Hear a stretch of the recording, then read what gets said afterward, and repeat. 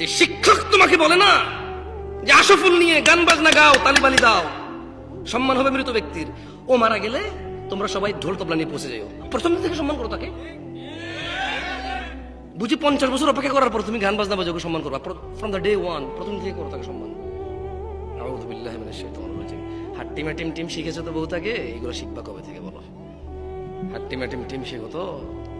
আমি চিন্তা করি মাঝে মধ্যে হাট্টিমা টিম টিম এটা কি জানি, আল্লাহ জানে।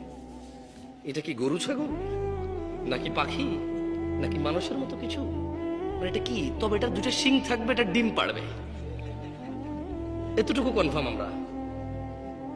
এটা কি? এটা বাচ্চা প্রসব করবে না, বাদুর যেরকম করে, ঘোড়া যেরকম করে, গরু যেরকম করে, মানুষ যেরকম পেটে বাচ্চা প্রসব করে, এটা এরকম প্রসব করবে না, এটা ডিম পাড়বে। এটা কি করবে?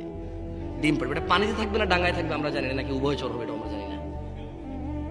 হয়তো 50 বছর পর দেখাও পেতে পারি, হাট্টিমা টিমের পেতেও পারি হয়তো। তবে তোমরা সেদিন চিনবা কিভাবে বলো তো? এটাকে দুটা শিং থাকবে, এটা ডিম পাড়বে।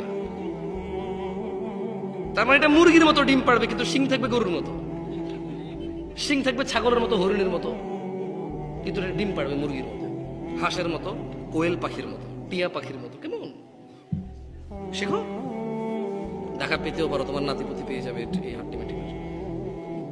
কেন আসছো এই মাহফিলে আমি জানি না, আমাকে কেন ডাকছো এত দূর থেকে বললাম আমি জানি না। গত বছর এখানে মাহফিল হয়েছে, আগের বছর হয়েছে। এই চেয়ারম্যান সাহেব উনি প্রতিদিন কোনো না কোনো প্রোগ্রামে যেতে হয়, রাইট? দাওয়াত পায়, সম্মান পায়, আলহামদুলিল্লাহ যায়। কিন্তু কি লাভ এই তোমরা প্রতি বছর মাহফিল করে? আরে তোমার বাপের টাকা হলে জীবনে তো ফুল লাগাই না, মানুষ থেকে নাও তো ফুল লাগাও, বছর একবার করো। তোমার বাপের টাকা দেখবার দেখি এরকম জাকজমক করো না, করো না জাকজমক। এরপরে বুঝতাম, এরপরে খুঁজতে লাভ কি? আমার আপন ভাইয়ের ছেলে ইয়েতিম, তারে মাদ্রাসায় পড়ায় না, বলে যে হ্যাঁ তেরে পড়াই আমার লাভ কি? হ্যাঁ, আপন মা দুই ভাই বলে যে একলা আমি আব্বা আম্মারা চালে আমার লাভ কি?